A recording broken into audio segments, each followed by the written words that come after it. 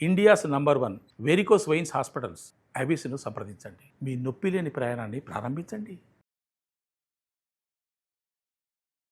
Suman TV presents mom's kitchen కి స్వాగతం.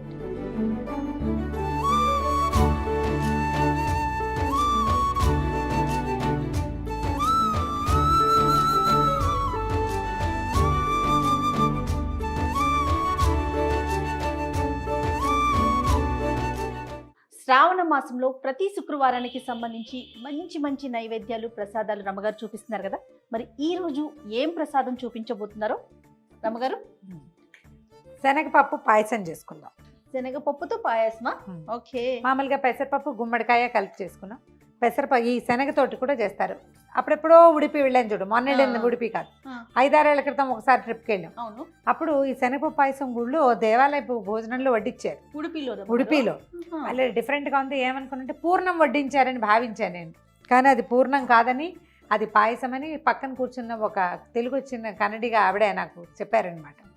So ఎలా చేస్తారు నీ రెసిపీ ఆవిడని అడిగాను. ఆవిడ సగం కన్నడ సగం తెలుగు 2-3 ఇంగ్లీష్ ముక్కలతోటి కొంచెం చెప్పారు.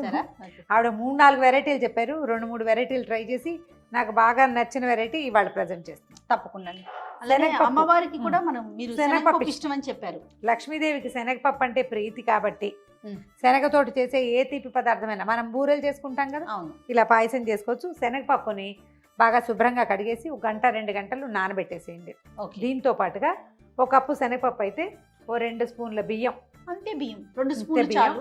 ఈ బియ్యాన్ని కూడా నానబెట్టి పక్కన పెట్టుకుందాం. ఓకే. దీనికి మనకి బెల్లము కొబ్బరి కావాలి, పచ్చి కొబ్బరి, ఇవి 2 పక్కన పెడదాం. ఇప్పుడు ఏం చేద్దాం అంటే నానబెట్టిన శనగపప్పుని 2 విజిల్స్ రానిద్దాం కుక్కర్లో పెట్టి. స్టవ్ వెలిగించేసి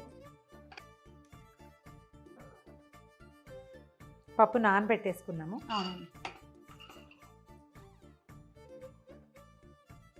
ఒక కప్పు నీళ్ళు పోస్తే చాలు, బాగా నానిపోయింది కాబట్టి. దీనికి పాకం హడావిడి ఏం లేదు, పప్పు ఉడకటం మెయిన్. ముందు 3 విజిల్స్ రానిచ్చి దించేద్దాం పప్పు. అలాగే కూడా 2 విజిల్స్ చాలు, నానిపోయింది కదా. ఎక్కువ నానబెట్టకపోతే 3-4 విజిల్స్ తెప్పించండి, లేకపోతే శనగపప్పులో పలుకుండిపోతుంది. ప్రాసెస్ ఒకసారి చెప్పండి రమ్మగారు. నానబెట్టిన శనగపప్పు కుక్కర్లో పెడతాం, ఉడుకుతుంది, మూత తీస్తాం. కొబ్బరి బియ్యము, నానబెట్టిన బియ్యము మెత్తగా రుబ్బేసుకుంటాం, మిక్సీ చేసేసుకుంటాం.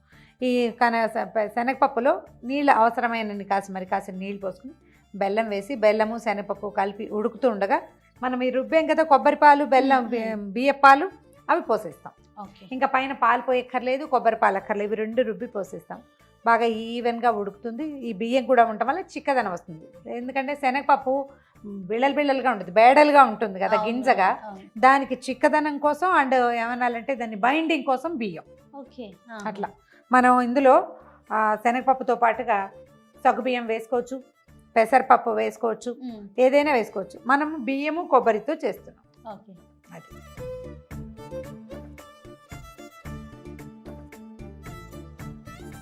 అయిపోయింది. ఏదైనా ప్రెషర్ ప్యాన్ లో చేసుకుంటే అందులోనే డైరెక్ట్ గా చేసుకోవచ్చు.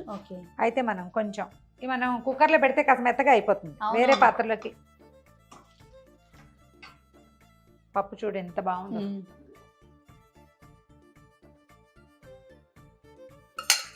చక్కగా ఉడికింది రమ్మగారు కదా. అంటే ప్రాపర్ గా కుక్ అయిన ఫీల్ తెలుస్తుంది చూడండి. నానింది కదా మంచిగా. స్టవ్ వెలిగించు. ఇప్పుడు ఏం చేద్దామంటే 1 కప్పు శనగపప్పుకి 1.5 కప్పు ఇంచుమించుగా బెల్లం వేసుకోవాలి. బెల్లం వేసేద్దాము. అలాగా కదిపి దీన్ని కొంచెం ఉడకనిద్దాం.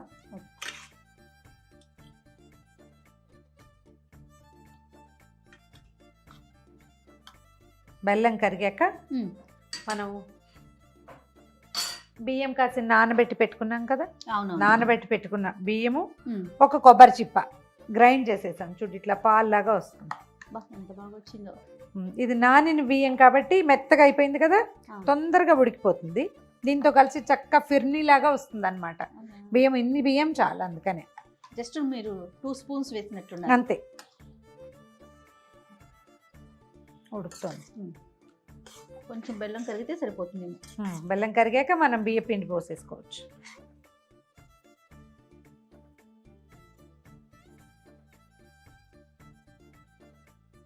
ఇది పెడతారా రమ్మగారు మీరు కూడా నైవేద్యం? పెడతాను, ఇది పెడతాను, పెసరపప్పు పాయసం పెడతాను. చోటుకి అయితే ఇప్పుడు మనం బెల్లం వేసాం కదా, ఇంకంత మనం నొక్కితే తప్పిస్తే మెత్తపడదు, ఇలాగే ఉంటుంది. కొంచెం మనం చిక్కగా కావాలి, ఇంకా బాగా ఇది కలిసిపోవాలంటే కొంచెం పప్పు గుత్తితో కుమ్మేసుకోవాలి. ఇలా ఉంటే బాగుంటుంది లుక్. పప్పు ఉంటే చూడడానికి బాగుంటుంది. పెసరపప్పుతో కూడా చేస్తారండి? పెసరపప్పు పాయసం చేస్తారు. Same process? ఇదే ప్రాసెస్. మనం గుమ్మడికాయ పెసరపప్పు కలిపితే బాగుంటుంది. ఆల్రెడీ మనం చేసాం ఒక వీడియో, బాగుంటుంది. అది కూడా పెట్టుకోవచ్చు. బెల్లం కరిగిపోయింది కదా జయ. అవునండి. ఇప్పుడు మన కొబ్బరి పాలు పోసేద్దాం. ఎంత తీసుకున్నారు అమ్మగారు కొబ్బరి? ఒక్క కొబ్బరి చిప్ప. మనం బియ్యం కదా ఇందులో ఉన్నది, అది చిక్కబడేదాకా వదిలిపెట్టేయాలి. పోసేద్దాం. ఇది కూడా దీన్ని స్టవ్ మీద వదిలేయటమే, అంతే. చిక్కగా అవ్వాలా? చిక్కబడుతుంది. ఉడిపిలో మీరు టేస్ట్ చూసానని చెప్పారు కదా, రుచి చూసాను. ఎక్కడ నేర్చుకున్నారు మీరు? ఇంట్లో ఇదివరకు చేసేవాళ్ళు? అబ్బే, ఆ ఉడిపిలో టేస్ట్ చూసామా? పక్కనే ఒక ఆవిడ కూర్చున్నారు భోజనాలు అప్పుడు. మనకి భగవంతుడు ఒక అవకాశం ఇస్తుంటాడు. ఏదో ట్రిప్కి వెళ్తాం, ఎక్కడికో వెళ్తామా, అక్కడేం దారి తన్ను తెలియదు మనకి, ఏం చూడాలి ఏం చేయాలి తెలియదు. ఆ పక్కన కూర్చున్నాడు చక్కగా గుమ్మడి కుండలు నున్నగా బాగున్నారు. ఓ 55-60 ఏళ్ళు ఉంటాయి. ఆవిడ ఏ ఊరు ఏదో అడిగారు. అడిగాక కొంచెం కన్నడ యాస. నేను ఇది హైదరాబాద్ అని చెప్పా. ఏ పదార్థాలు ఏమిటో తెలియట్లేదు మాకు, కొన్ని మనకు అలవాటు లేనివి కదా. అయితే ఆవిడ అవన్నీ చెప్పి అక్కడ ఉన్న బృందావనం చూడాలి, అక్కడ ఏమేమి చూడాలో ఒక 3-4 ప్లేసులు చెప్పి ఆ బృందావనం దాకా నాతో పాటు వచ్చి మేము అవన్నీ చూశాక ఆవిడ మళ్ళీ కనపడలా. నేను మొన్న వెళ్ళినప్పుడు కూడా ఆవిడ కోసం వెతికాను. నేను అనుకుంటా కృష్ణుడు నాకు ఏం చూపించదలుచుకున్నాడో అలా చూపించేస్తాడు. అందులో ఈ వంటకం ఒకటి. ఆవిడ 3-4 వెరైటీస్ చెప్పారు. ఇందులో చెప్పా కదా, ఇది సగ్గుబియ్యం కలుపుకోవాలి, కలిపి ఉడకబెట్టుకోమన్నారు ఒకటి, ఇది పెసరపప్పు చెప్పారు ఒకటి, ఓ గుప్పెడు బియ్యము ఎక్కువ శనగపప్పు చేసి చేయమన్నారు ఒకటి, ఇది 4వది. అయితే దీంట్లో ఆవిడ చెప్పింది ఇప్పుడు నేను చేస్తున్నది ఒకటవనో కాదో నిజంగా నాకు తెలీదు. కాస్త అటు ఇటుగా నాకు బాగుందనిపించిన మెథడు 2 సార్లు 3 సార్లు సగ్గుబియ్యం వేసి కూడా చేశా, నాకు నచ్చలేదు.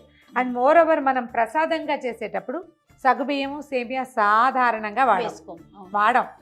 నేను చెయ్యను, మరి మా ఇళ్లలో తక్కువ అంచేత ఇలా మొదలు పెట్టుకున్నాను అనమాట. చూడు ఎంత చిక్కగా అయిందో. అవునవును. కానీ మీరు అన్నట్లుగా రమ్మగారు, కొంతమంది వ్యక్తులు ఎందుకు తారసపడతారో తెలీదు. అదే మళ్ళీ కంటిన్యూ అవ్వదు. కానీ వాళ్ళు చెయ్యాల్సింది చెప్పాల్సింది చెప్పేస్తారు, వెళ్ళిపోతారు. అదే చాలా మంది వస్తారు మన జీవితంలో అట్లా. నాకైతే క్షేత్రాలు చాలా చోట్ల అలాంటి అనుభవం ఉంది. ఎవరో ఒకళ్ళు వస్తారు, మీరేమో గమ్మును కూర్చోరు కదా, పలకరిస్తూనే ఉంటారు. వాళ్ళు మాట్లాడకపోయినా నేను పలకరిస్తాను. అవతల వాళ్ళు పలకరించిన ప్రశ్నకి సమాధానం చెప్తాను. ఏదో అడుగుతాం కదా, అడిగేసరికి ఆటోమేటిక్గా మనకు కావాల్సింది వచ్చేస్తుంది. కొంచెం భాష కుదిరితే ఇంకా బాగుంటుంది. 2 నిమిషాలు ఇది కుతకుతలాడుతూ ఉండగా దించే, అప్పుడు మనకి బియ్యం ఉడుకు పట్టినట్టు అనమాట. చూడు రైస్ చూడు, అందుకని చిక్కగా వచ్చేసింది. కానీ ఒక పదార్థం కలిసేసరికి ఎంత మార్పు కదండి. అదే కదా, మన జీవితం కూడా అంతే. ఒకళ్ళు యాడ్ అయ్యేసరికల్లా జీవితంలో ఎన్ని మార్పులు వచ్చేస్తాయో. సుమన్ టీవీ యాడ్ అయ్యి నా జీవితం ఎంత మారిపోయిందో చూడు.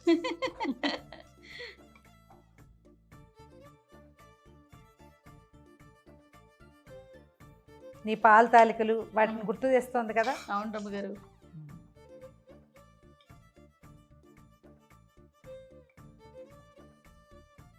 మనం ఇందులో మామూలు పాలు కనుక పోస్తే అప్పుడప్పుడు విరిగిపోతుంది.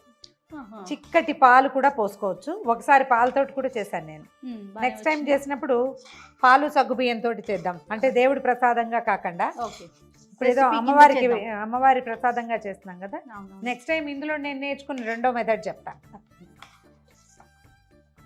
ఇంకేమున్నాయి రమ్మగారు, శ్రావణ మాసం కార్తీక మాసం వరుసగా పూజలే కదా మనకి. అవును, వచ్చేసింది. మనం ఒక చిన్న బ్రౌన్ టింజ్ కనిపిస్తుంది చూడు, మీకు ఇది రావద్దు అంటే కొబ్బరికి వెనకాలండే నల్లటి భాగాన్ని తీసేసి గ్రైండ్ చేసుకోండి. నాకు అభ్యంతరం ఉండదు. నాకు ఇలా ఉంటేనే ఒక న్యాచురల్ లుక్ ఉంటుంది, అలా తెల్లగా ఉంటే నచ్చదు అనమాట.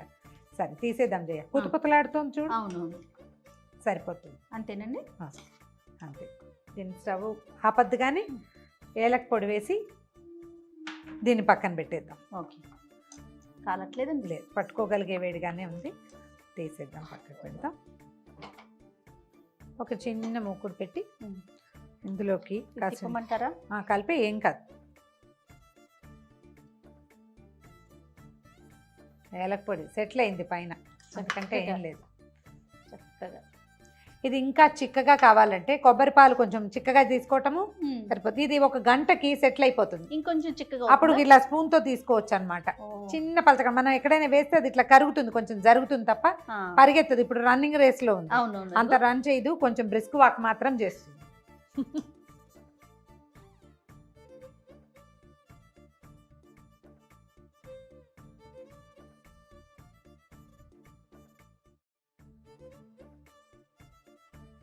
జీడిపప్పులు, కిస్మిస్లు కావాలంటే చిన్న బాదం ముక్కలు కూడా వేసుకోవచ్చు. వేయించేసి అందులో పోసేస్తాం.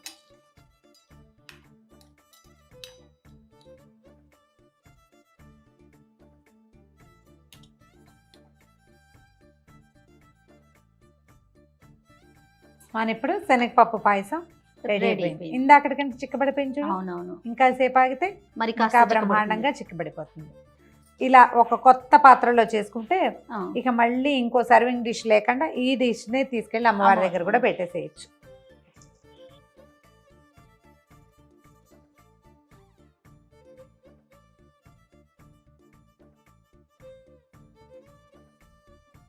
ధారాళంగా నెయ్యేసి అమ్మవారికి వడ్డిచ్చేసేయటమే. నీకు శనగపప్పు పెసరపప్పుకి నెయ్యి ద బెస్ట్ కాంబినేషన్. రుచికే కాదు, అవి అరుగుదలకి కూడా చాలా మంచిది. ఇదిగో ఘుమఘుమలాడే కమ్మని శనగపప్పు పాయసం రెడీ. Yes, super. అంటే ఒక్కొక్క వారం ఒక్కొక్కటి పెట్టాలి అనుకునే వాళ్ళు ఏం పెట్టాలి ఒక అనుమానం, ఏం చేయాలని తోచదు రమ్మగారు. అవును, ఇది ఒక రోజు వాడుకోవచ్చు చక్కగా. 5 ప్రసాదాలు చేయదలుచుకున్న వాళ్ళు ఇది 5వ ప్రసాదంగా చేసేసుకోవచ్చు. అంతే. రైట్ రమ్మగారు, థ్యాంక్ యూ సో మచ్. మరొకసారి మీకు శ్రావణ మాసం శుభాకాంక్షలు. సుమన్ టీవీ ప్రేక్షకులందరికీ శ్రావణ మాస శుభాకాంక్షలు.